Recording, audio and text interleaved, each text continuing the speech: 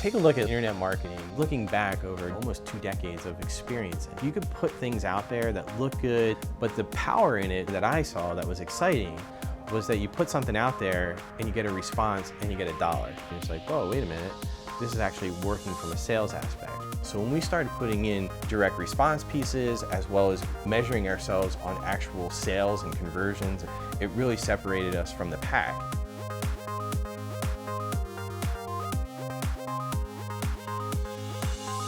The big thing with social media was a lot of people weren't doing direct response at the very beginning. They were treating it as a different animal. And that's what got me hooked way back when, that direct response. And what does that mean?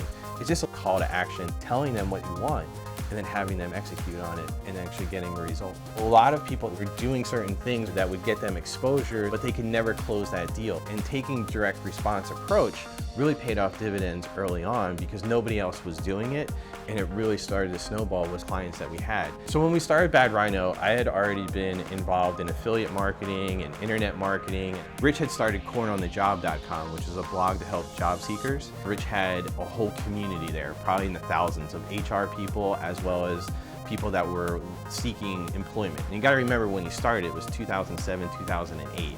So at that time, you had social media in its infancy, but you also had a lot of turmoil in the economy and people were being laid off. So what the whole goal was to get people into a community where they could share information not only about job openings, but also best interview practices and things of that nature. So when Rich came to me and started talking about actually having a company that would help people with their social media, we tied some of those things together. Him with developing strong community and getting interaction on social media, as well as the business side, whether it was websites, Google, SEO, anything in digital marketing. And it was amazing when we first started because those people were open to the conversation. They knew something was coming, but they had no idea what. So you started educating them about how they could leverage that for their business, and things just snowballed from there. At Bad Rhino, we've always led with tell them what they need. And sometimes you're telling them things that, maybe you don't get a sale. I could easily say, all right, well, let's do a whole Google ad campaign. Let's also do a Facebook. What they're looking for are answers where their sales are coming from.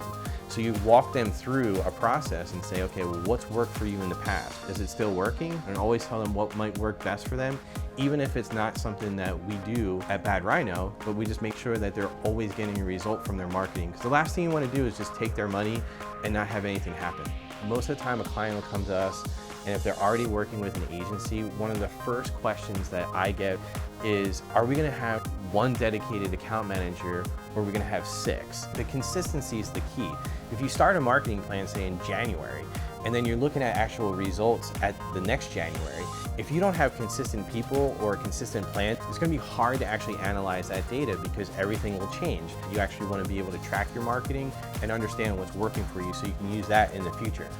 I think at Bad Rhino, Rich and I having background in talent acquisition and staffing, we wanted to focus in on hiring really good people that actually wanted to learn more and grow. Having the skill set at our level of what we do is not necessarily an easy thing. You don't know it until you actually do it. And every ad that you run is a learning experience. And you need to learn from that constantly because the internet's constantly changing, social media is constantly changing.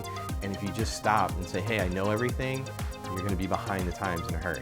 Not everybody has their own social media person. If they have somebody in there, most of the time they're overwhelmed and they're not focusing on the smaller details, and that's where we can help them either create better content or get better organized and actually get them those results.